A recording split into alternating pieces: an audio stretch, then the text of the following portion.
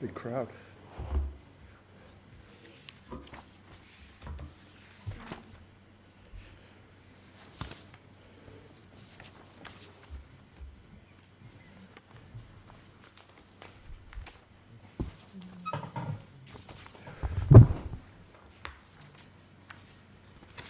Joe, anything, we're good?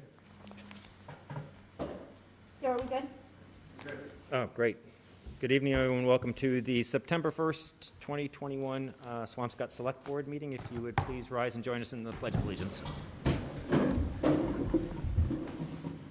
Allegiance to the flag of the United States of America and to the republic for which it stands, one nation, under God, indivisible, with liberty and justice for all.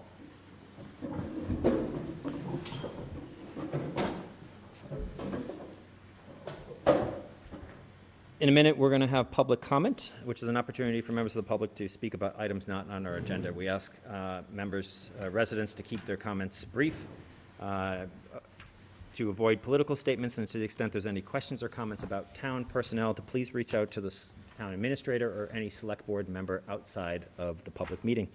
There are three ways you can, I said three ways, but I think two ways you can join us on, actually three ways. Here in person, if you're here, you can walk down to the microphone. If you're on Zoom, you're welcome to raise your virtual hand. And if you're neither here nor on Zoom, you're welcome to send me an email at my town email address, which is P as in Peter, last name Spelios, at swampscottma.gov. Following that, we have an update from our Director of Aging Services on the Dementia Friendly initiatives and other senior center programs.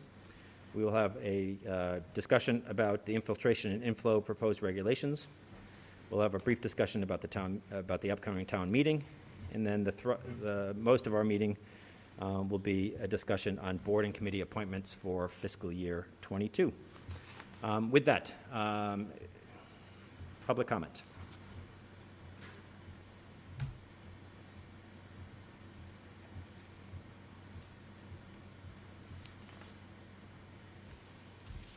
All right, seeing no one here and seeing no hands raised, we're going to move on to new and old business, and I'm pleased to welcome Heidi Weir, who's our Director of Aging Services for Swampscott, who's joining us via Zoom tonight. Hi, Heidi. You're here somewhere. Hi. There's like a voice coming out of the ceiling. It's amazing. Hi, everybody. How you doing, Heidi? Thank you. I'm great, thanks. How are you? Doing great. Thanks for joining us tonight, and thanks for giving us an update. I think we're all really interested to see what you've been working on since you, I don't even want to say joined. You joined in so many ways for so many years, but officially as the Director of Aging Services, and also to hear about both the post-COVID and re-entry COVID world and kind of, how you're doing with it and what we can do to help you. Well, thank you. Thank you for having me and giving me a few minutes just to share with you what's going on. When Allie approached me, she did ask specifically about the Dementia Friendly initiative, which I have a few slides that I would like to share, and what's happening over at the senior center. But I think in a nutshell, things are moving fast in many ways and slow in many ways. It's kind of like hurry up and wait. Everybody gets in there and then we have too many people, so we have to back off a little bit, meaning like the bingo. We've really decided that we can't fit more than 24 people in there, and it's exciting that we have 27 people that really want to be in there, but you have to really ask folks to sign up, and so that's where we're headed with some of what we're doing. But let me get to the Dementia Friendly piece first. If I can share my screen.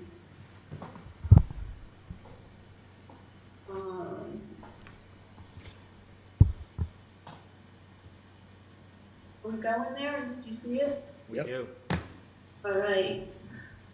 So part of the Aging Friendly initiative was the Dementia Friendly part, and I think I was asked to talk about this specifically because there was an article in the item last week on it, and it's exciting what we're doing with Dementia Friendly.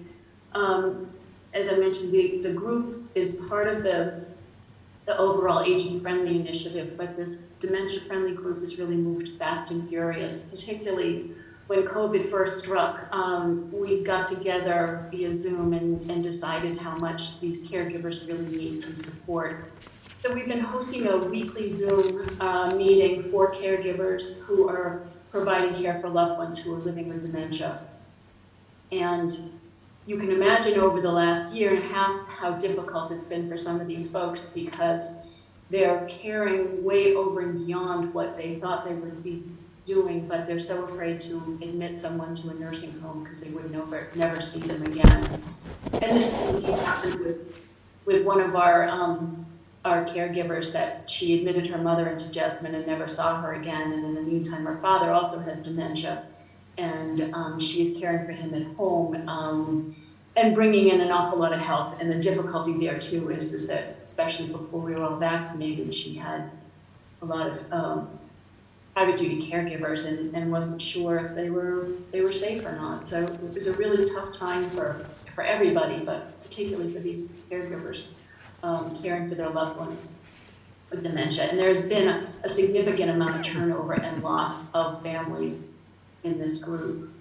But it runs strong, and I'm excited to say that today we finally brought in the outreach social worker full-time at the senior center, and she joined us on the caregiver support group today. So it's wonderful to have a master's level social worker in the group with us. The other thing that we started just recently is this memory cafe, and if you haven't heard of a memory cafe before, it is a time when caregivers can come with their loved ones to an activity, and maybe a morning or an afternoon. It's usually about an hour and a half or so, and it's a time to reminisce and reflect on art or sing songs. It's always a failure-free activity, and it's a time when caregivers can share with each other their own information, but also mostly feel comfortable that they were there with other people who understand what's going on with their loved one. And so if their loved one gets up and starts to approach someone else, there's a feeling of a sense of being in a secure place where people know that they will be accepted and won't be judged. It's free to all, it's open, it's at the senior center, and we have about 5 families that are participating so far. We hope that more and more will come. It's a monthly program. And right now, so far, this is Siobhan McDonald, and she's out of Marblehead, and she's been leading the groups for us over the last few months. The cool thing about it is that when you walk into the room, oftentimes you don't know who the person is who has dementia and who is the caregiver, because the activities, like I said, are failure-free, and it's a very caring environment and a nice place for a caregiver to come out and be able to be with other folks. The third little thing we're doing are these activity memory kits, and we've created 7 of them, and they're really, really cool. Each one of them has a movie. It has a video, a CD with music on it that goes with the theme, an activity or two, a puzzle. There's always a book for the caregiver about dementia, and then there's other kind of art projects that are all in this bag. And this bag you can pick up at the senior center and take it home and keep it for a week. And not all activities will speak to everybody with dementia, but some of them will be more receptive, and they're based around these themes, so that if someone is a gardener, you might want to pick out the gardening one because it has these really cool activities and a puzzle on gardening, as opposed to transportation that someone else might be excited about, and it might speak to them and then who that person was when they were younger. So those are going really well, and people are coming and taking those home, and we're excited to be able to offer that to anybody in the community. We are looking forward to venturing into this training. Part of the plan that the select board signed last year was to try and make all of our employees dementia aware. So dementia friendly training will be provided to all Swampscott employees over the next month or 2.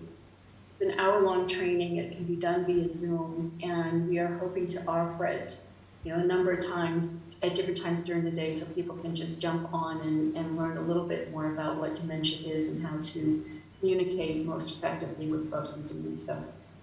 We're also doing some work, doing information tables at the farmers market, and we're doing some more work at the Shore Festival in October, trying to do some on dementia.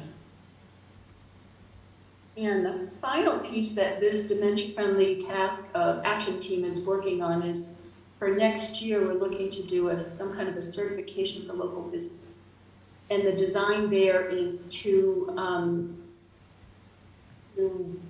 help businesses become more aware of what dementia is and to become more understanding and empathetic to folks by training their employees. And also the team would go through and take a look at a bunch of different things in the business, such as lighting and signage and the acoustics in the building, and maybe where the placement of the signs are and how accessible the bathrooms are. And then they would be granted dementia-friendly certificate, which means that if you are wanting to go to a restaurant and you want to bring your loved one with dementia, you might go to one that is certified, because you would know that the staff was trained and could be able to find a seat maybe in a quieter space in the dining room, as well as maybe make sure the food is cut up before it comes to the table, those kinds of things. So that's one of the things that we're excited about looking at in the future for next year. So the senior center is reopening. We are very excited. In June, when I started, everything was still being done outside, and there were just a few classes. And now we're up to serving 2 lunches a week in the building. We are forced to those numbers down to 20 for distancing.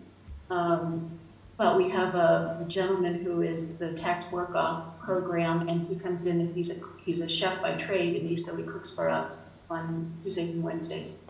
People call up and sign up for lunch beforehand. That's going extremely well, and you can see here the list of all of the classes that are now up and running, including trips to restaurants in New Hampshire and in Maine this month, as well as to Encore, which always sell out immediately because everybody's just dying to go gamble. But we're starting to use the nurse's office as a nurse's office, and we have blood pressure clinics and hearing screenings are tomorrow, and we're hoping to work with Jeff on flu shots in the near future. And then we also had a wonderful cookout last week. We served 100 people, and you can see who our famous chef was. And then we also had a band playing music, and it was extremely successful afternoon. It was very fun for our annual cookout. And then right now we're looking at some health education programs that we will be starting with the help of GLIS. The Matter of Balance is one class. It's a tried and true tested program on actually really helping people balance better. And then a chronic disease management program as well. At our last Swampscott for All Ages meeting, we talked about doing some kind of a news series and maybe even having it based out of the senior center 2 Fridays a month or something in the morning. That is in the future. We haven't started that yet, but we were kind of joking around by calling it Live at the Senior Center and maybe inviting folks in to come talk about what in Swampscott, and taping it so it's available for those people that can't get to this on the local news station or our local channel. And then finally, we're looking at an upgrade in our kitchen. We just need a larger industrial oven and a vent for the kitchen. And so Sean and I were talking about how we might use put something like that in place in the near future so that we can cook more meals for parents from our kitchen. And there's all kinds of other really fun things in the works, but nothing solid yet. We're looking at creative transportation, trying to figure out how we can get the vans out and off and running more than they are. I can't think of what else right now, but I feel like things are going really well. And as I mentioned, we have our new social worker who started this morning. Her name is Sabrina Clopton, and some of you might know her. She was working with Danielle Strauss downtown, I think last year. And we're very excited to have her on board with us. Any questions? Heidi, I'm excited to hear about Sabrina joining. Good people attract good people, and Sabrina's really great addition, and a real credit to you and the Senior Center for her to join the team. And I'm excited to see her back working with the town and putting her skills to good use. She's really talented. Questions for Heidi? Comments? Just thanks, Heidi, for everything and for the great update. We talked about the Dementia Friendly training, I think, a while back now, so I'm glad to see that that's moving and the town employees will be trained. I think I mentioned then, I mentioned now, I did the training early on. I think it's a great, very painless and very informative and educational training, and it certainly helped me in my interactions with my mother, who suffers from dementia now. So I think it's a really useful thing for people to do. So thank you. Welcome.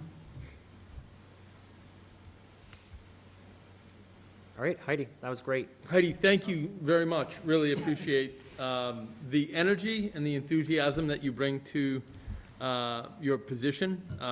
Every day I'm really excited to hear about your ideas and really the important work of how we address dementia in Swampscott. We have a lot of families that struggle with loved ones that have dementia, and I really want to really think about how we in Swampscott can do a little bit more, perhaps even locally and regionally, to address this evolving need. We're living longer, but we're living longer with loved ones that have critical needs, and we want to make sure that we don't isolate these members of our community.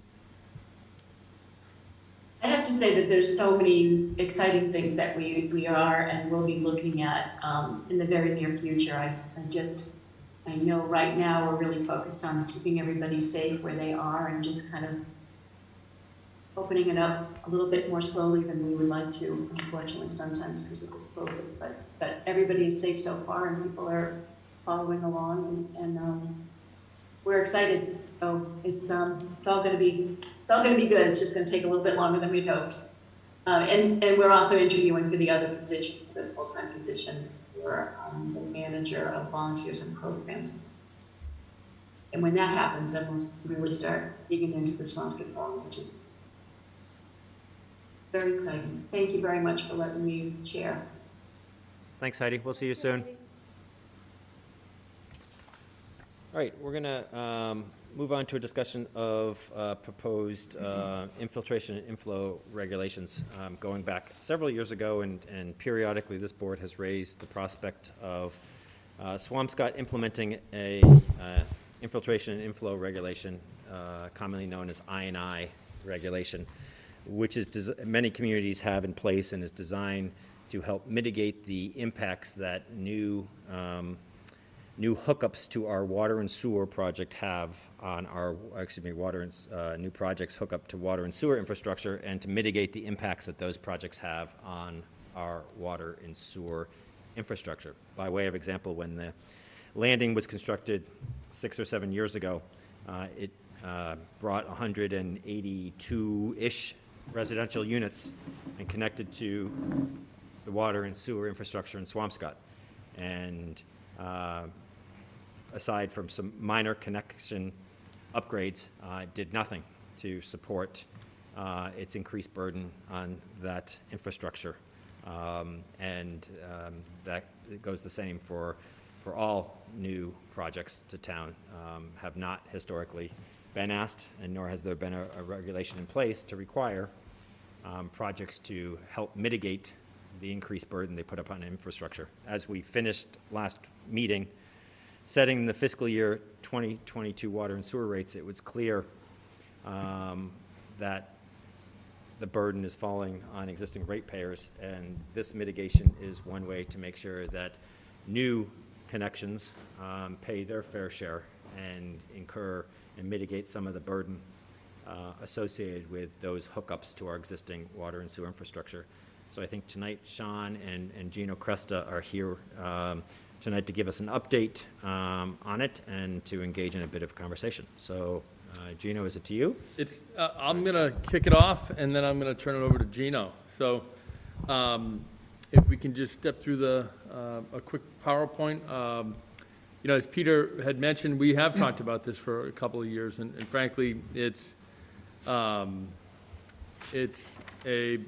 great time to move forward with this at the culmination of really the setting of our water and sewer rates. Just next slide, Ally. So infiltration and inflow really are the terms that they use for really the impact on our sewage system. We've got a significant sewer system, and we have a status of good repair that is constantly being challenged. Adding any kind of new demand is going to really stress that system. As we've talked previously, we've seen pictures of the clay pipes that were put in over 100 years ago, and these pipes have a life cycle, and we need to really think carefully about how we sustain it. So we've been in touch with town council, and town council has opinion that the select board can establish these I&I regulations, as the select board does sit as the sewer board of sewer commissioners. In order to establish the I&I fee, we have to really simply just conduct a test that ensures that what we charge for these particular services are to be for the benefit of those that will receive the services. So, you know, the test really has been established by case law, and has to be specific, you know, to some of the best practices that we've seen. So next slide, Ally. You know, the first part of the test is really making sure that the connection is really an exchange for services. So we cannot have a fee that really wouldn't provide some direct benefit. This is established in case law, and it's generally referred to as the Emerson test. It ensures that you know, there's going to be enough analysis done that the benefits of the fee will ensure that the new users will receive a benefit. So next slide. The second part is the sewer connection fee is paid by choice. It cannot be mandatory. Folks, you know, should have the option of not utilizing a governmental service and avoiding the charge. This is the second feature of the Emerson test.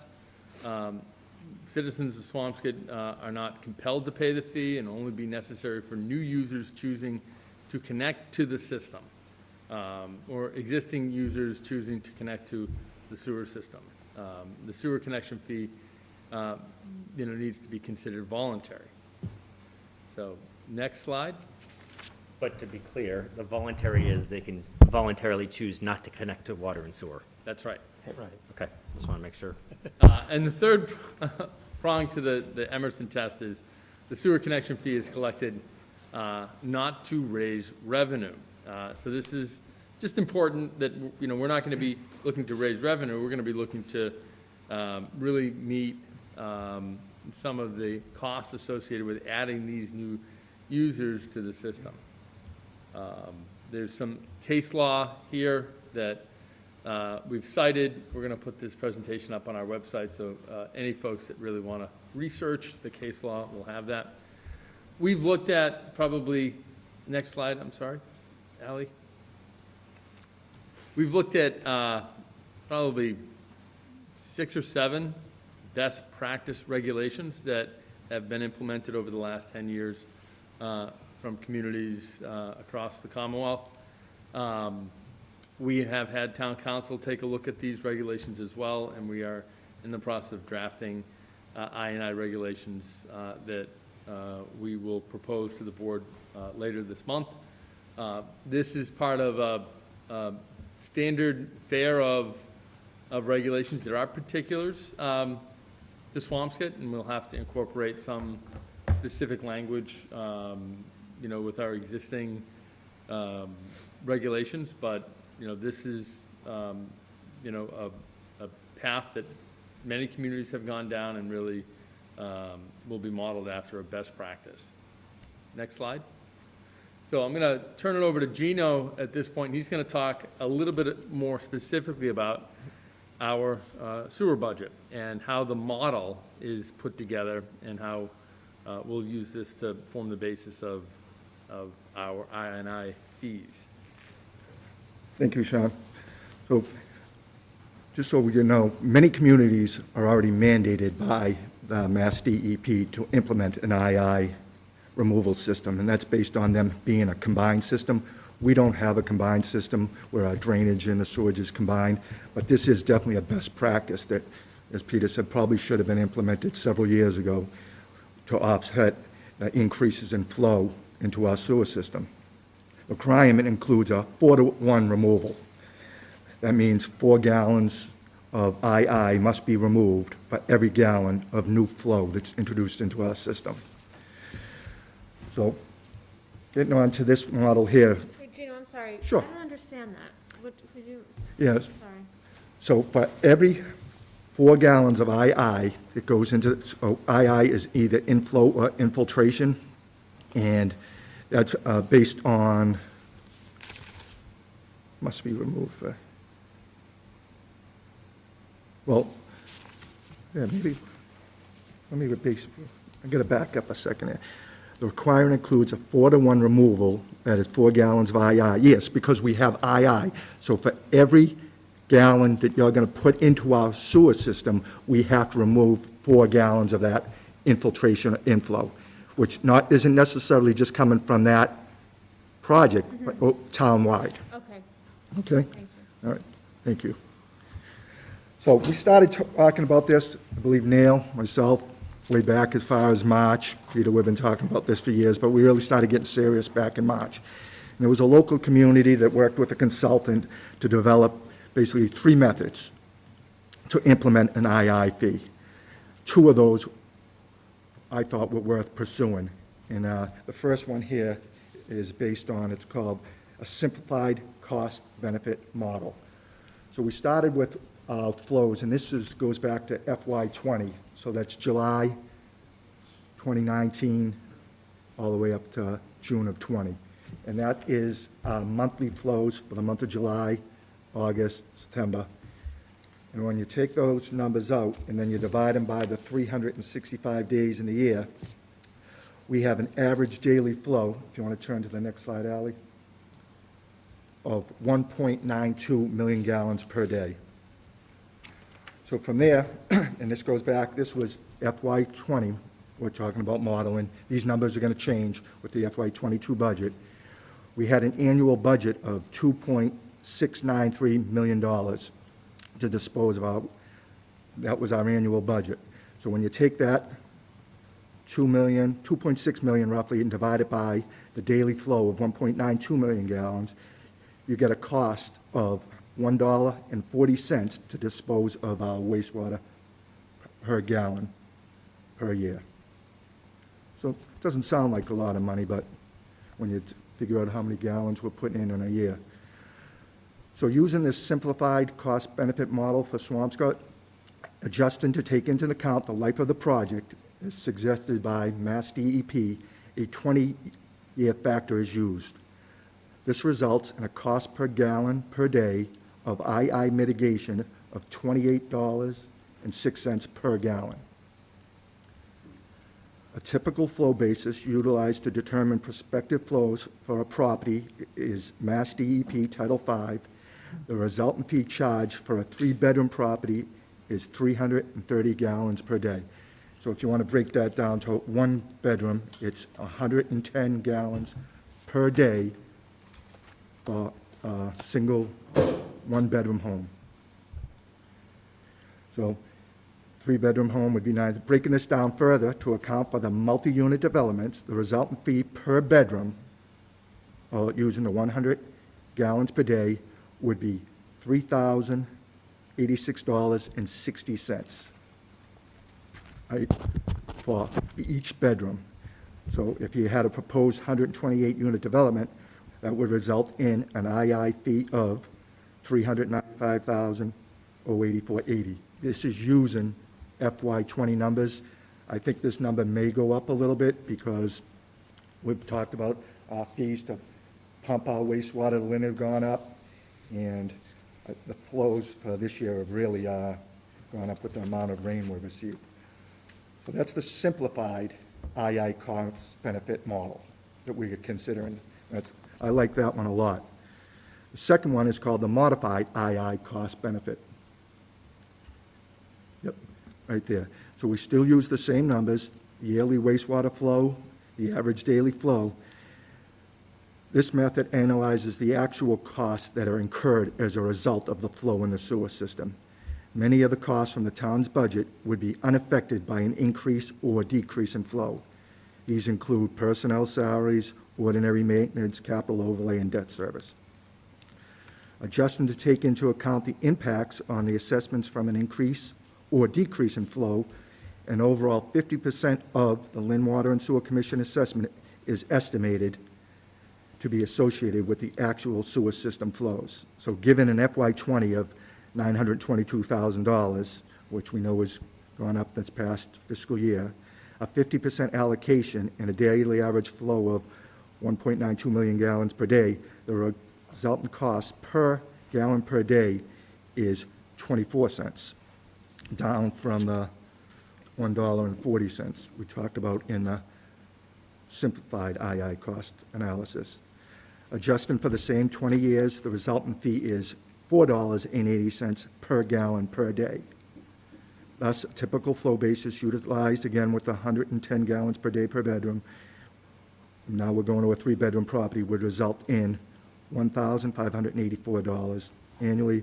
Breaking this down further to account for multi-unit developments, the resultant fee per bedroom, assuming 110 gallons per day, would be $528. Therefore, a proposed 128-unit development would result in a $67,500 II fee, assuming one-bedroom units. So there's other proposals out there. These are two of the ones that I thought were pretty interesting and that we could model ours after. Obviously, the simplified one generates a lot more revenue for the town. The other one, a lot less because it's just based on the amount of flow that we're sending over the lane. And then the last slide, Ally, is the next steps.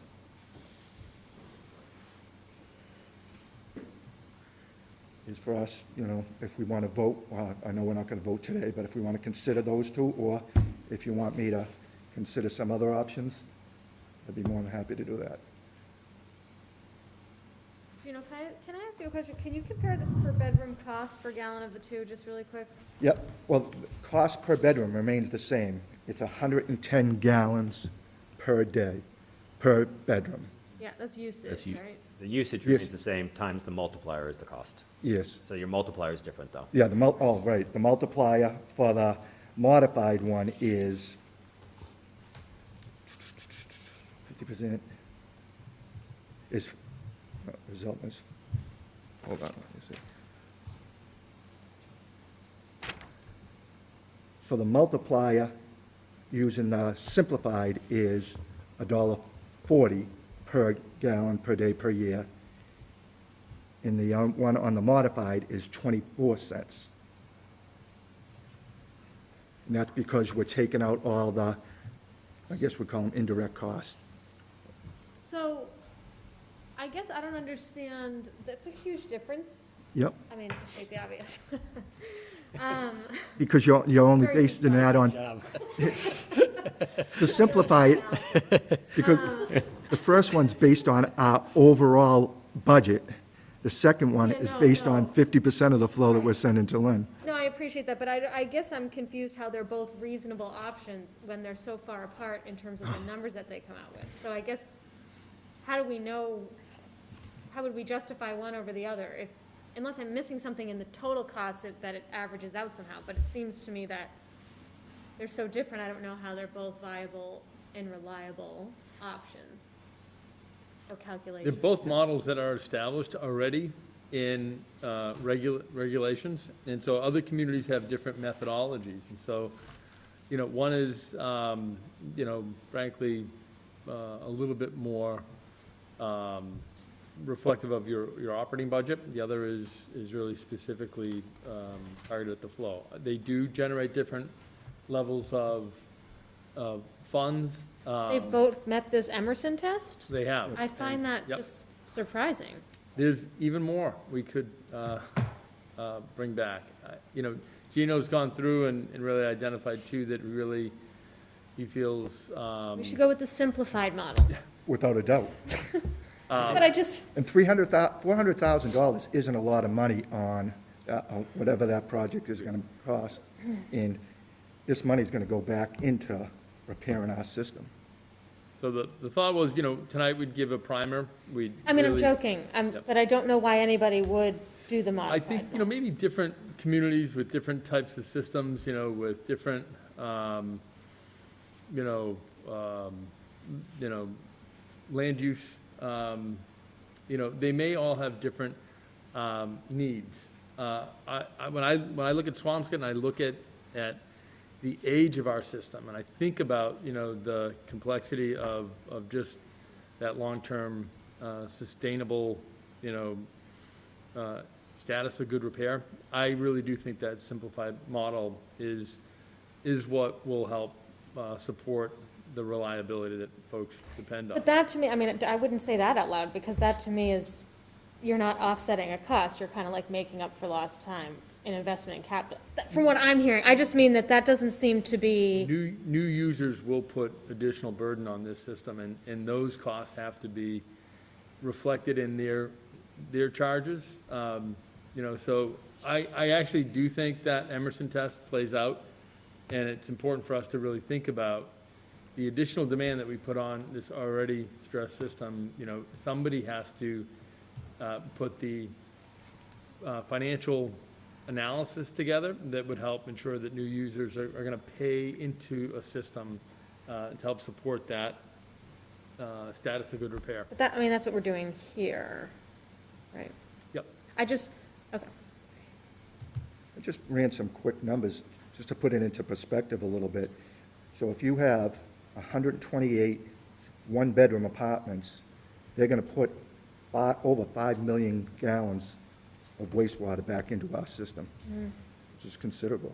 So if someone builds, I mean, like Peter brought up the landing, you know, if a new connection now, if I build a new 3-bedroom, if a builder builds a new 3-bedroom here now, Yep. what's the connection fee? Like, what are they paying? $10 to tie into our sewer system. And what does it cost us?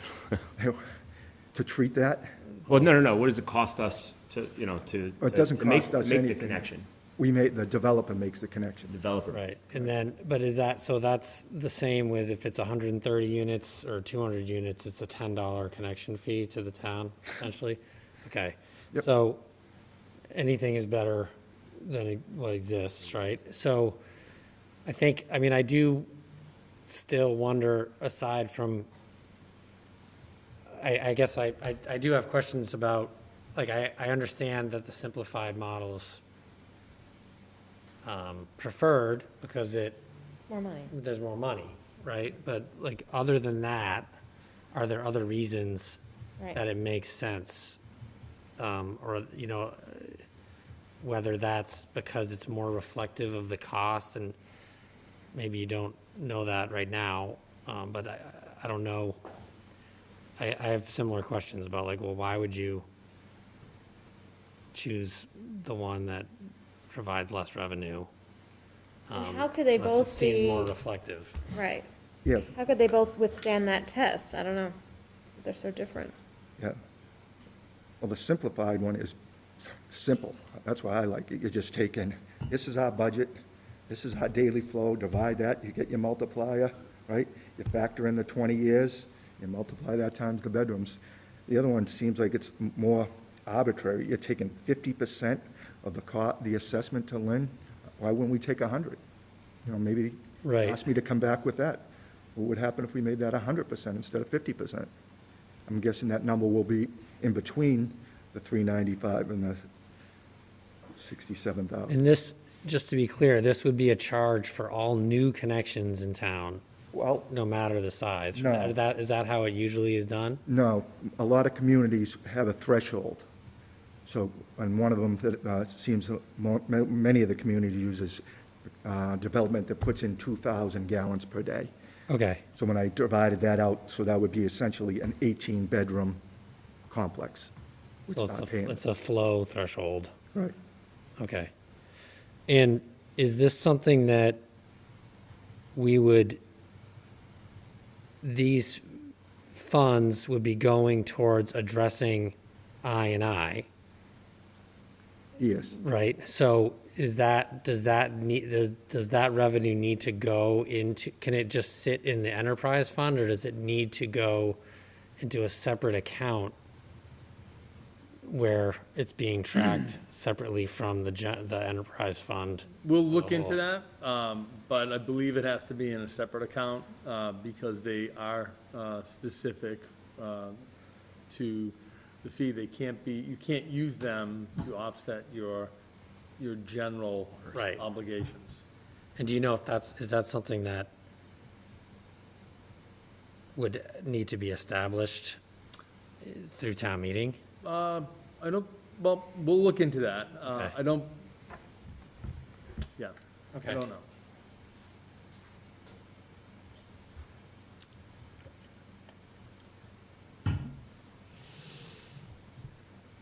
Questions?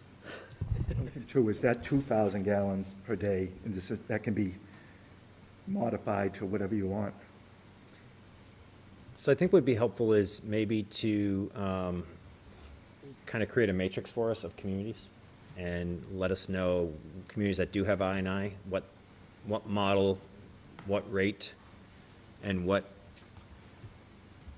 hurdle for applicability, whether it's 2,000 gallons, 1,000, 20,000. I think would really help us contextualize and just use other people's experience. And then I think that will probably, maybe from there, we might have interest in drilling in a little deeper on some of those to understand those communities. I'm grateful that you're doing this analysis. It's really important. So thank you for doing it. And it sounds like we're on the right path to be able to do it. But I think it would be really helpful to understand other communities. And why? Yeah. Sure.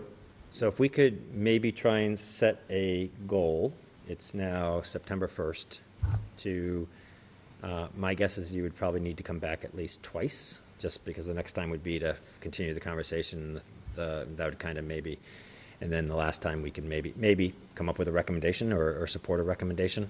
But if we could have a goal of having this done by November 1st, which means you're back here twice before November 1st, that would really be helpful.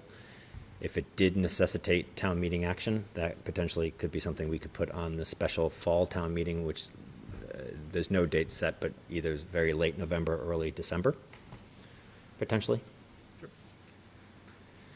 I think that really lines up with what we were planning. We had thought we'd come back by the end of September with a draft of a proposed regulation that we've been modeling off of some best practice. These are some significant, language about the type of connections, about the process for, implementing an I&I regulation, and we can get into the weeds with that, and then we can talk about how we compare, the model with peer communities. We do have the I&I regulations from at least 4 communities, maybe more, and all of the methodologies that are in those regulations, so we can easily kind of pull that together on a table. Since we're gonna kind of be narrowing down from here, you said there are three models, right? Yep. Not more than that?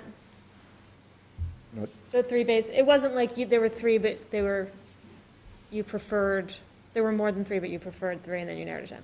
If there are only three. No, there's basic- definitely more than three. I'm sorry? I'm sure there's way more than three methods. Oh, okay. What is the third one that you were considering it, or that, however you narrowed it down to three? I'm curious what the third one was, that, Let me read this one to you, all right.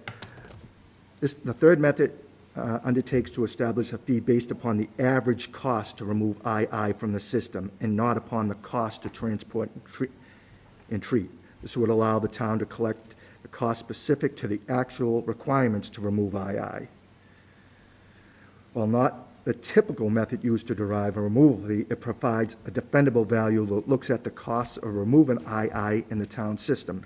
One limitation to this method is currently the information regarding the condition of the town sewer system. And that's not well understood. right. So it's kind of And arbitrary. we know our condition, it's not good, so. Right. yeah. We know it's not good, but to what extent it's not good, I don't have an exact figure. So that's going to come into focus That one's out.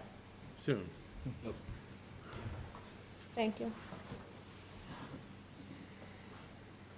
All right, great. We're good for now on this? Gino, thank you. Thanks, Gino. Thank you. Thanks, Sean. Appreciate it. The next item on the agenda is discussion of town meeting warrant. There is nothing specific. We will follow up, and staff will be in touch with just town meeting preparation stuff. Unless anybody has any topics, I would move on to board and committee appointments. All right, Ally. Okay, so I have a presentation I'm going to pull up. From the moment you make the first recommendation, Neil is actually going to do a stopwatch to see if we literally can make appointments the fastest. Look at it, he already took the stopwatch out. He will say, Just take a vote. he if will you say, want. ready, set, go, just to Okay. give you a warning, right? All right.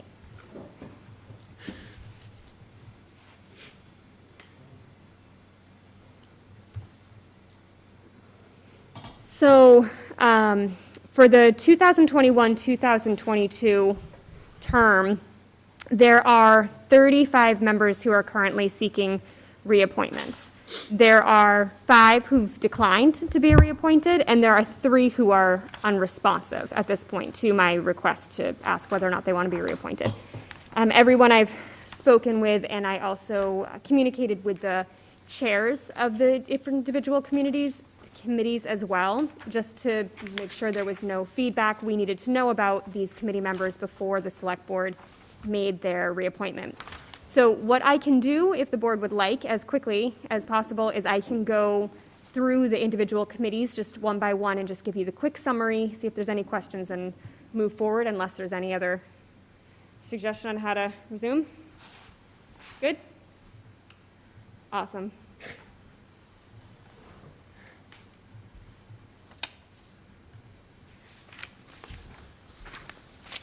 Okay. So the Affordable Housing Trust, Ready, set, go. Comprised of 6 members, and 4 members are currently seeking reappointment. There are no vacancies on the board. Those members, do you need me to read them, or can you read them and I can move on to the next one? nope, it's fine, is Can I the, ask a question? Sorry. Yeah. Do you care? Nope. These are people who are seeking reappointment, but nobody else has applied for these. Other people have applied for positions, yes, but at this point in time, they're not being considered up against these people as replacements. That wasn't part of the process I'm familiar with. There's pending applications. There always are pending applications based on whether or not there's vacancies. If we, as part of the process, because there's, any number of people who are just kind of waiting to see whether or not these positions are going to open up. So if the process is to look at the big picture of all of the candidates and decide whether or not we're replacing somebody with somebody new, that's just not a process I've engaged in, but could certainly do that if that's the preference. I don't have a preference, I just think it's worth Well- talking about before we make a decision for another year or two? Well, I think as though we engaged in the conversation and we sent boards and committees Yeah. a memo that outlines our, a set of goals as we make reappointments. Right. And I think that inherently in that, just reappointing everybody who wants to be reappointed is. Contrary to is- what the it letters- seems inconsistent with that. Now, it doesn't mean that we wouldn't reappoint everybody who's already appointed. Mm-hmm. But I guess, so maybe let's go at it a different way. Did we at least explore how the reappointment of members fit those goals and objectives that the board put out as our goals and objectives? Meaning, were we left comfortable with diversity of skill set, diversity of experience, diversity of background, demographics, et cetera, such that we felt as though this committee or board couldn't benefit from an infusion of different types of volunteers, for example? The process that I undertook did not take those into consideration Okay. in the way that you're referencing. I think that, there's a lot of digging deep that would have to happen for me to be able to make those decisions myself, not knowing these candidates. So it'd be conversations to be had with the chairs, and the kind of understanding the committees better. I don't feel like I'm in a position to be able to say whether or not a committee is meeting these goals myself. No, agreed. I'm sorry, the question's being directed at you, but please don't feel the burden of it being It's not on like the your- process on your is in on your place. shoulders. Right. It's one that I think as though, but there needs to be a system. Agreed. I agree that you should not bear that burden, but I do believe staff needs to, Sean, you need to be taking our goals and as staff bringing it back to us and saying, well, how are we going to execute those goals? Because they're not self-executing, right? But if you haven't established a system yet to do it, no, so I think there's a heavy deference to staff review of applications for appointments, because again, these appointments are really about just, is the person serious and can they commit the time? That's really what, and then do they have a skill set? If the skill set, and then we've set now some other goals. It's not really about, philosophy or stuff. It's really about that. So we have heavy deference to staff to do that, but those additional goals need help, right? They need lift, if you will, into practice here, but it sounds like that it's okay. It just hasn't happened yet. I do think there is a DEI position that obviously hasn't been hired that is going to be somewhat helpful, because not everything I think falls within the DEI scope. Some are they a first-time volunteer, or have they been on the same committee for 25 years? And how do we get new people involved if the average tenure on a committee is 10 years, right, for example? And we want to find that balance in a totally non-punitive way, but just to make sure that we make space for the young or the first-time volunteers. I'm just using that as an example, right? I mean, I wish that we can maybe take off the Affordable Housing Trust. I don't know if that's on the camera. You don't have to. I just want to make clear it's not a result of, this was just right? So, Why don't you stop screen sharing first, Ally? I actually think, maybe the lawyer in me is being over-technical, but I think any process other than a review of everyone seeking reappointment and everyone who's applied is fundamentally unfair. And I don't think we should consider reappointments until we've considered those who we don't have to consider it here, but there has to have been some screening process in town hall prior to getting here that led to the recommendation of reappointment, I think. So I don't think, and I want to hear I'm open to being convinced otherwise I'm really uncomfortable with that. So I mean, one of my thoughts is the liaisons to these committees could work with staff. I mean, it certainly does make the process a little more time consuming and a little more cumbersome than previous, but But otherwise, we're just saying people can get on when there's a vacancy, when somebody decides not Yeah. to be on it anymore. yeah. We've actually Not talked fair. about pulling out a chair for alternates, for individuals. We don't need to be so exclusive with these committees.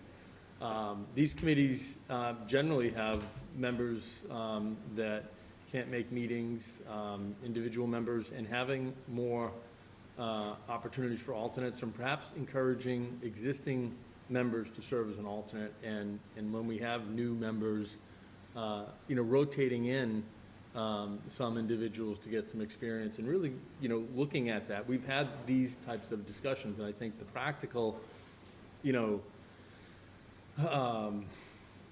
application here is to really, make sure that we are inclusive and we're pulling out chairs when there's an opportunity. And we've talked about trying to work with board chairs and really build that culture of exchange and not so much that we don't want to lose the history or the experience of some of these members, because it truly is extraordinary. But we also want to make sure that, we have opportunities. So there is a mindfulness here, and I certainly. Well, I think there needs to be a mindfulness.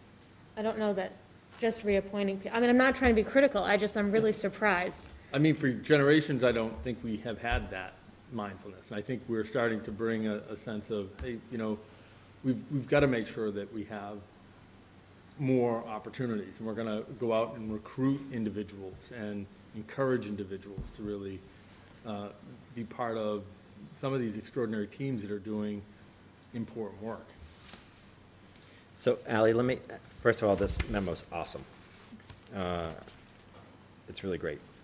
Do you happen to have with you tonight information as to number of applicants for each committee? Such that, because I believe, sadly, the situation we're describing of multiple people trying to fill is actually not the norm. The norm is we end up with a vacancy on a committee because we don't have enough people. Mm-hmm. And so I just wonder if you have that information such that we tonight can certainly deal with those committees for which we don't have multiple applicants, because my guess is that's going to be more than 50% of them. I don't have updated information that I'd be comfortable saying definitively that there's no applicants. I think I have a little bit of a backlog of people who I haven't entered in my spreadsheet. Well, I think that, I guess it's the ones that already have a vacancy, I would be safer, but I guess maybe theoretically there's multiple people who applied. It's giving too much credit to the number of applications that are probably in the office somewhere. I don't know, whoever it goes to, but. Okay. So let's take a minute here and talk to us about how you accumulate. Again, just because you're the person sitting here, how does the town, I'm sorry, it shouldn't be personalized, how does the town accumulate volunteer applications, and what's our methodology for both soliciting and then tracking those? Right. So currently, I'll start with solicitation, and that is very general. When we have vacancies, the last couple of newsletters, we'll just have a section that says these are the vacancies we have available, and then people actually get a pretty good response to those newsletters. When we have a vacancy like the Board of Health, for instance, that we're very actively trying to fill, we'll do a press release or a special post for that. Otherwise, it's a somewhat passive process for recruiting new members.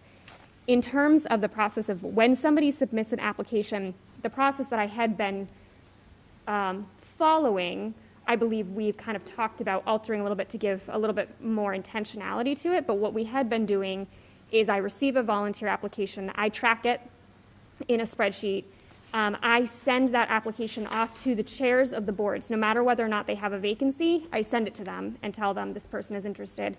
The chair of the board oftentimes will either bring it up at their board meeting to talk with their members, or they'll call that person individually to talk to them a little bit more, come to me and say, we really like this candidate, we'd like to recommend them. Sean and/or I will get on the phone with them, talk to them more, and that's the point that they get to you.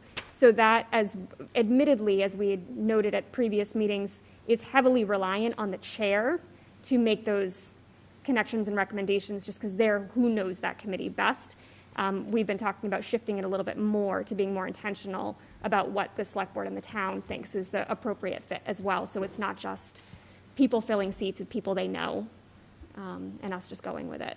So that whole process does need to shift, but that is where it is right now. Okay. So I think that to kind of separate different layers here, right? The goals that the select board put out a few months back, that's a thing that we need to work on, and that I'm entirely comfortable that 2 months or so after we rolled it out, we haven't fully implemented it, right? So that's okay. And so let's just kind of understand that the goal is to do that and to create a process. That may permeate all these other things, just because it requires a deliberateness, I think to use your word, Ally, which I think is a really good word. So that's one. Two is, I think generally speaking, well, let me take a reverse order.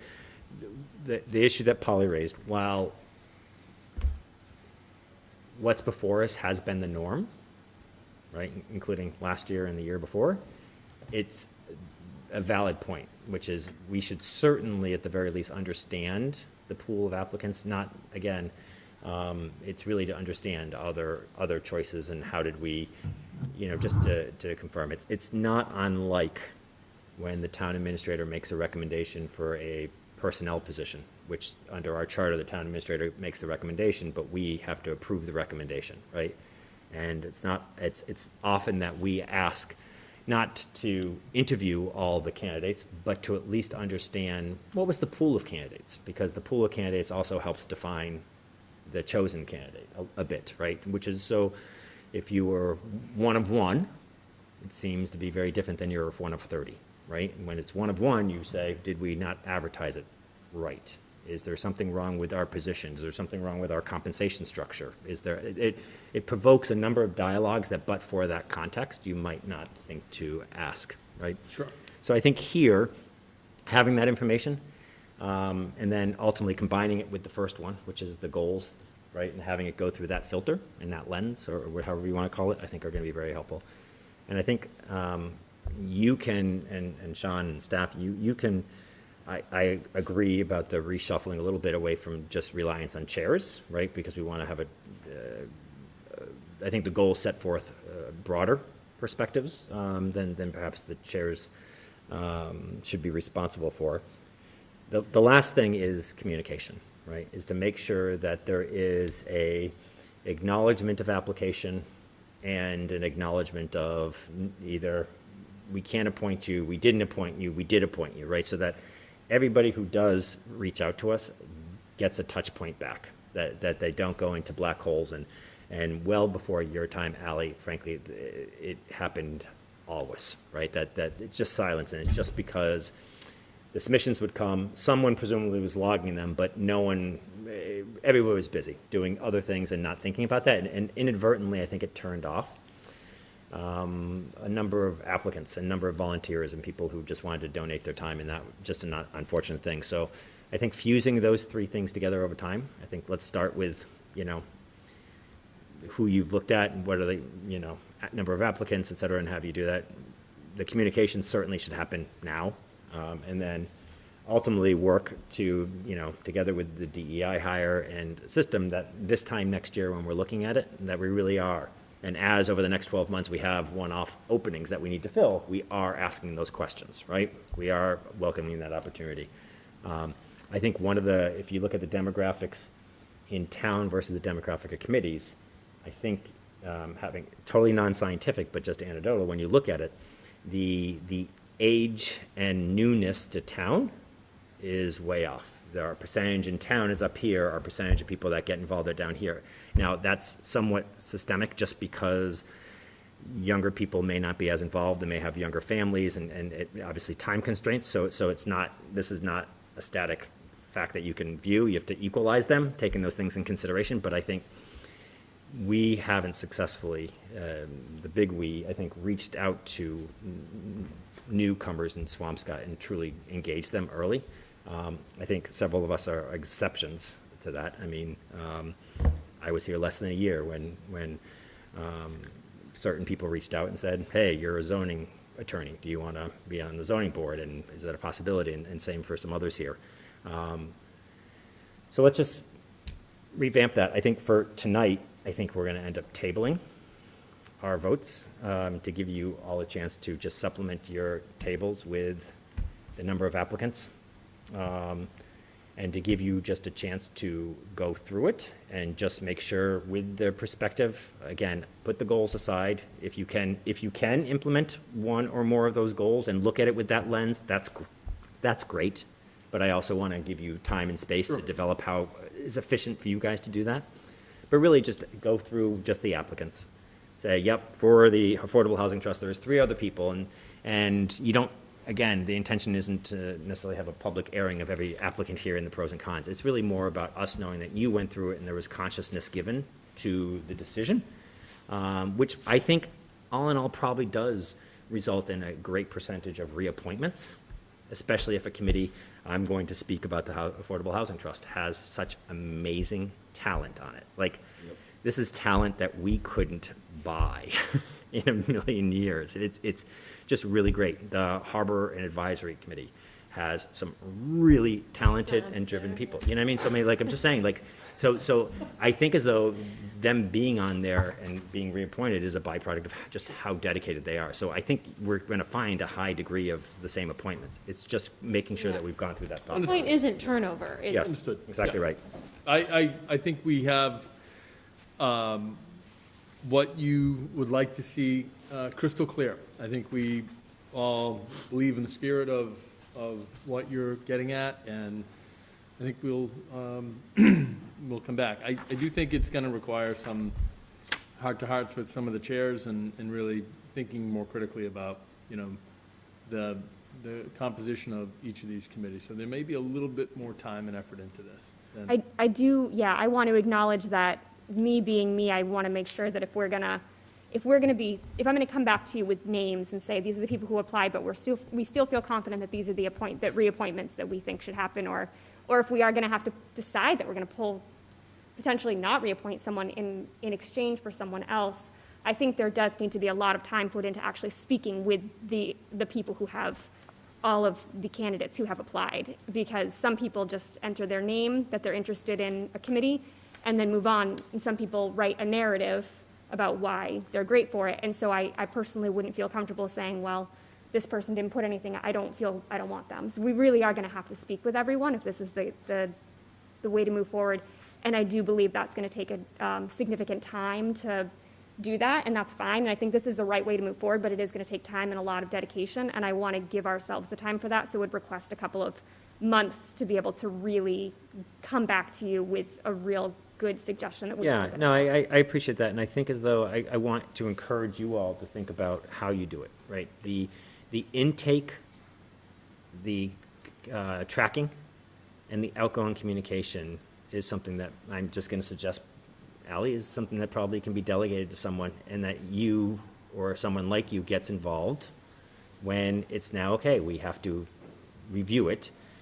To David's point, I think David made a really good suggestion. We're here, and again, I come back to, and I think I know we all firmly believe our best involvement is supporting you all in doing what you do full-time in our part-time opportunities here, right? Which is for us then, when you do, after putting them through the filters, say, hey, there's an opportunity here, or I'm not clear, to engage with the liaison after you've had a chance to talk to the chair perhaps, and say, hey, there's an opportunity here. There's something worth exploring to engage with the liaison, and then have the liaison take the burden, right?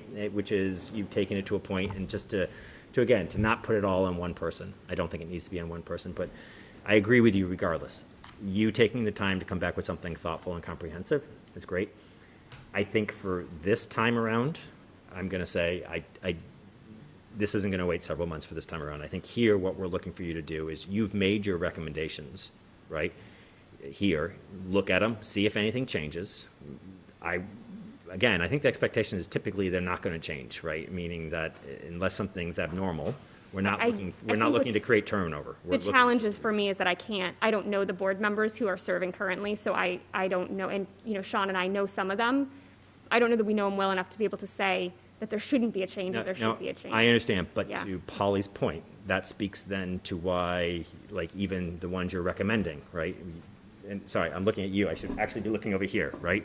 The ones you're recommending, you've got to be comfortable you're recommending them. So we've got to, one way or another, you got to figure out how to do this. Understand. Now, sadly, there's not so many volunteers, right? I wish it was, like it's just going to be this, Right, huge amount of piles. volunteers. We do actually have a lot of people who are patiently waiting for information because there's a lot of committees that have no vacancies. So people have applied over the last 6 months or a year who I have told there's no vacancies, but who are still, validly eligible to Okay. be on the board. So there is quite a number that we would go through. So I think, I understand the time thing. I guess I totally understand the time thing, and I'm not gonna weigh in. I mean, I agree with Peter on this round. I think I really like the shorter term and longer term goals of integrating the letter, because we don't want that to just be, an empty intent or whatever. At the same time, I do think the town just needs to figure out if this is too overwhelming for one person or liaisons, then we need to create a system. Like, we can't, it's sort of like, I always think in terms of court, but like justice is a pain. What a long process, due process is such a hassle, it'd be so much better if we could just, but that's kind of like, you can't do that, right? So, not saying that you want to do that, but there are just certain things that are a lot of work and they are time consuming and we don't have a system in place for it, but it's not, I just want to make sure that we're all clear, it's not a reason that we're not going to make it Agreed. fair. Yep. Okay. I do think we can come back. I just want to clarify what I'd be coming back with then. The idea of the kind of comprehensive review of talking to everybody and really evaluating everyone would not be happening this cycle, is what you're saying. We kind of look at what we have on a more truncated version of what I've described as the process and make a suggestion that way to make it so that we're not taking quite as much time. Yes, but that's said without knowing who are these list of volunteers. Right. I mean, Yeah. we do want you to look, and I think it is worth having a conversation with the chairs. Yeah. Just to have, a one-off conversation with the chairs and say, hey, look, this is what it is, right? These are the volunteers. Do you have any suggestions? Do you have any preference? And at least have that conversation, one conversation, and then, but yes, I think you're hearing it's fine modified. I think we, at the very least this year, want to have the information to understand. And I think you guys having some conversation will be helpful. But Can you then remind take the me- time sorry. take the time to develop a more robust Okay. way to do it. But I think from this is a really important thing, volunteers. But I also don't want this to overwhelm someone Right. who has a stable of responsibilities like you do. Yeah. I don't want this to diminish what you are otherwise doing, because what you're doing is too important. So we've got to find, Agreed. the town administrator is going to have to help with that, solve that problem, just Yep. because I think that is. Sounded like, we had a couple of select board members that might be helpful with. Well, really just one offered, let's Yeah, just be let's clear. I be mean, just fair. in fairness, there was just one that offered, and I think you should take him up on it So immediately. from my perspective, though, these are, they are select board appointees, and having that liaison from a number of the committees, just play a role in helping to usher in a new mindset and a new, framework for how we're going to really integrate more volunteers into committees, I think is going to be really helpful. And, I want to encourage board members to, work with us as we try to, shape consensus around inclusion. But yeah, I'm happy to do that. This is a core belief of all of ours, and I think, frankly, it's a conversation that I would be eager to have with all of our colleagues. Great. All right, we're going to move on. Thank you, Ally, for all your effort. We're going to move on now to the consent agenda, which is designed to expedite the handling of routine miscellaneous business of the board. The select board may adopt the entire consent agenda with one motion at the request of any board member. Any item in the consent agenda can be removed from the consent agenda and placed on the regular agenda for discussion. The consent agenda tonight has meeting minutes from August 24th, 2021. Approve and execute an easement for New England, Verizon New England at the Mashan project on Burpee Road, which is being developed under a ground lease from the town, or has been developed. Vote to approve application for a 5K run. Vote to approve an application for another 5K run. Any questions or comments on the consent agenda? I do. The Verizon easement, I guess, first of all, I don't think should I not vote on this? You Number are a one. direct abutter. But I don't know. think it, Okay. The other thing is, well, I should have asked Gino, I guess, before, but does this give us any, I'm just gonna use a hypothetical. If there's a service box in front of somebody's house, on a telephone pole that's in front of somebody's house, and it blocks this person's everything frequently, and it happens to be Verizon hypothetically, I just am wondering if this easement, because if it does, I would like to not vote on this and see, and then, So I as a think- resident, deal with that. So let me just, so the decision to recuse is the member's decision. I will tell you, your hypothetical probably is such that I might heavily would say- suggest that you. Well, but if it recuse. doesn't relate, then I wouldn't. 'cause- You are a direct abutter to this property, so I'm just giving you a suggestion. It's ultimately your choice. Well, I asked, I'm happy for the recommendation. I'll recuse myself. I'm gonna make that call tomorrow. Thanks, Gino. Any other questions or comments on the consent agenda? So let's pull out, actually, let's pull out the easement for a second.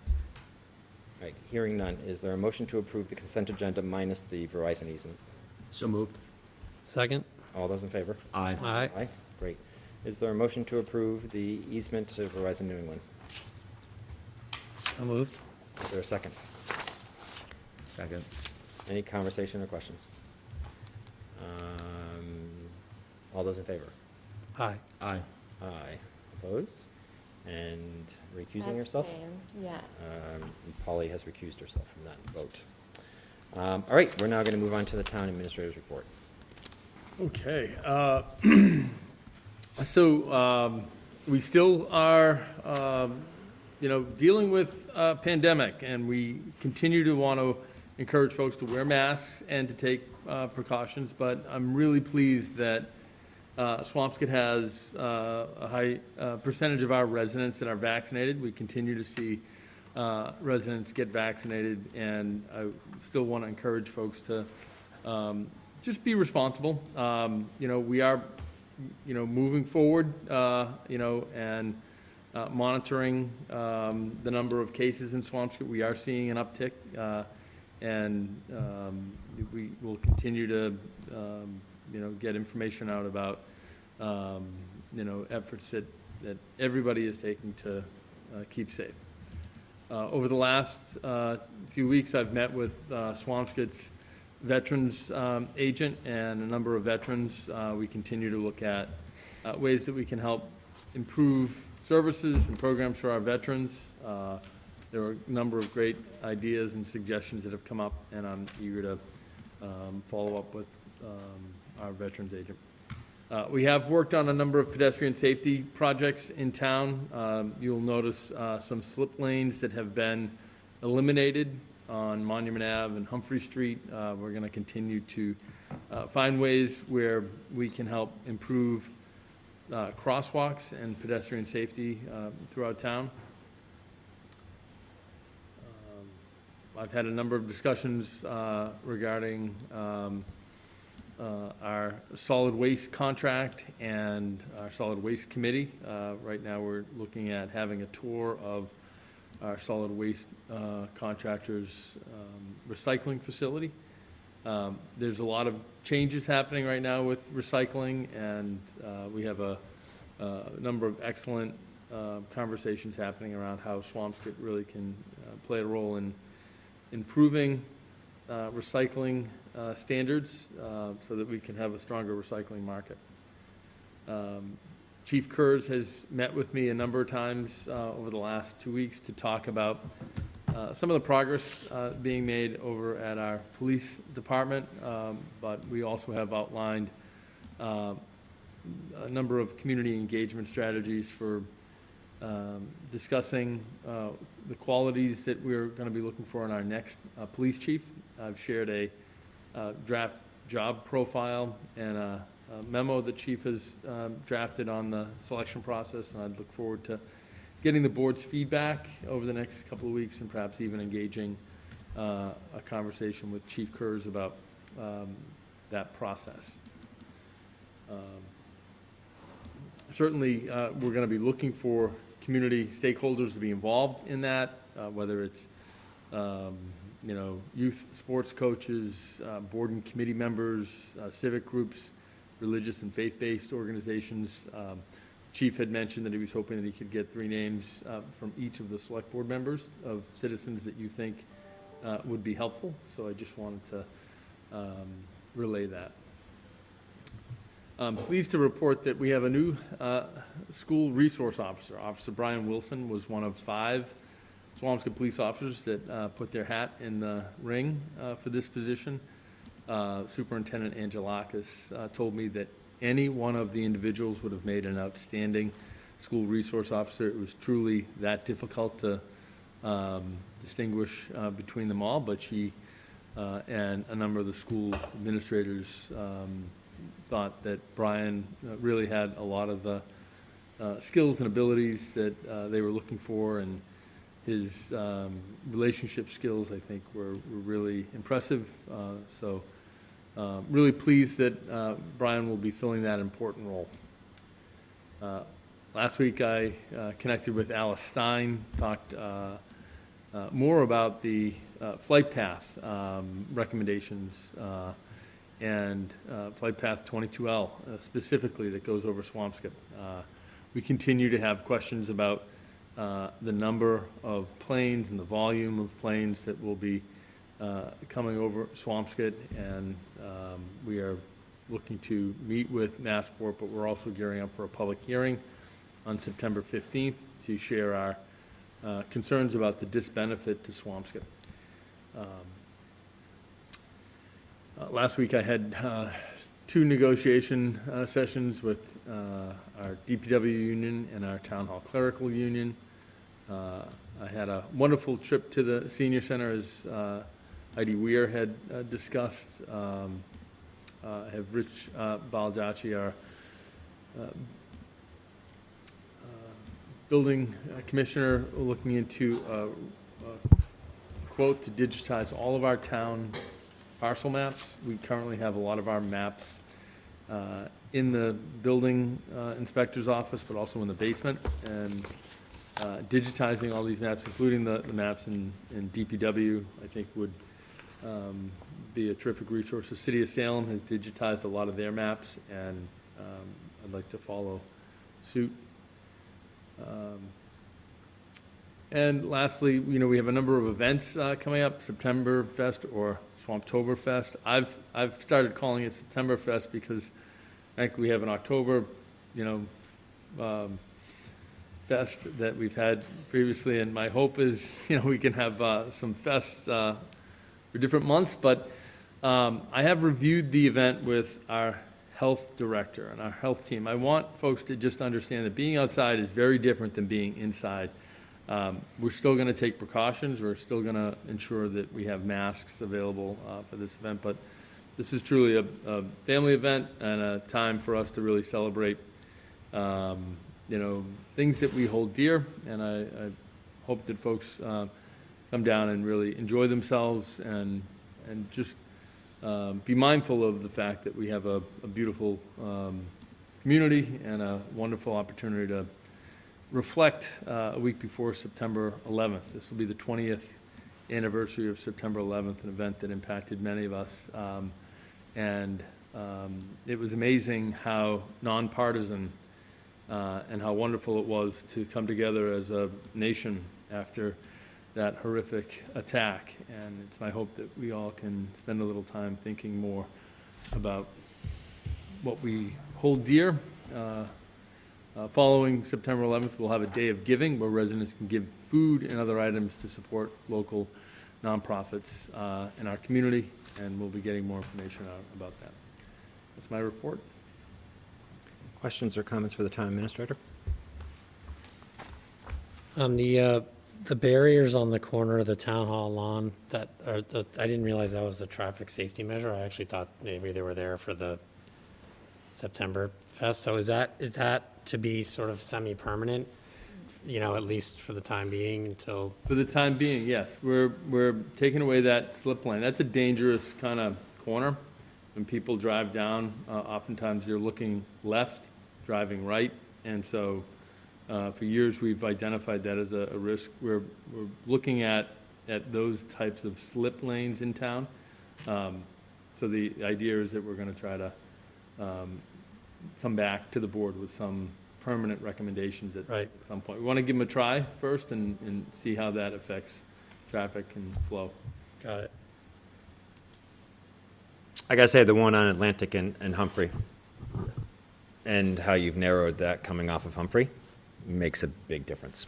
It causes cars coming down off of Humphrey onto Atlantic to slow down. It requires them to look hard left, and they're at a slowed position such that if someone's crossing the crosswalk right around the corner there, that it really makes a difference. It's amazing how when you narrow, we know this, it's like but it works. Yeah. These traffic calming things, small things, we look forward to seeing more. Yes. And We- suggestions. We've got it. I do want to thank Gino, but I want to thank Chief Archer and Captain Cable and Marcy Galaska. They are the task force that is really going out and going into each neighborhood and looking at intersections and really making these improvements. So, they're on it. Great. Select board time. All right, I'm hearing none. The last topic for tonight is this room is occupied for September 22nd, which was going to be our next meeting here. We still have a meeting at 5:30, did we say, on the 13th, right before town meeting? Yep. Which will be virtual, obviously. So we have a meeting at 5:30 on the 13th, but our next meeting, official meeting here, not official, but general meeting, non-town meeting, specific meeting was originally the 22nd. So my question to you all is whether or not you have flexibility to switch it to the 21st or the 23rd.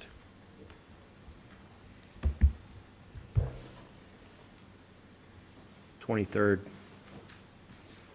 23rd better? 23rd would be better for me, yeah. Is everyone okay with the 23rd? It's harder for me. I don't know if I'd be able to make it, I can't say. It depends on childcare. Okay, so Davey, is the 21st? The 21st is an Affordable Housing Trust meeting, so we would have that first. Or I think that's at 6 o'clock. They're usually at 5, do they move them to 6? I think so, since people are back to work. I could Okay. try, I can't get, if there's a majority, it doesn't matter, so. Well, it does matter, we want to. Yeah, we try and want you accommodate. there. How about the 20th?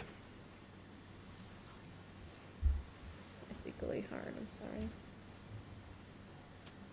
Okay, Unless you guys want my kids here. Entertaining. how about the 27th? Is that a Monday? It is? You want me to avoid Mondays? Yes? How about the 29th? Wednesday. That works? I can do that. Yep. Ally, does that work for you? It's my birthday, so. No? Happy Well, birthday. And I'll But- be here. What other days do you want us to avoid besides Mondays? Thursdays. Can we How do about Tuesday, the 28th? That works? After the meeting, we will all go out jointly to buy, shop for Ally's birthday the next day. So that meeting will not be overly long to give us ample time.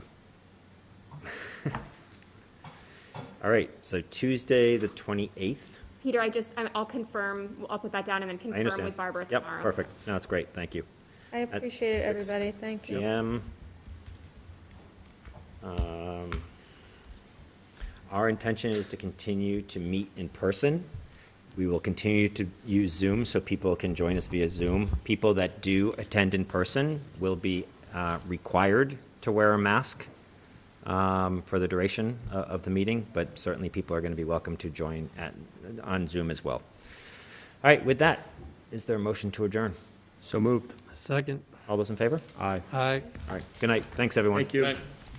Happy Labor Day.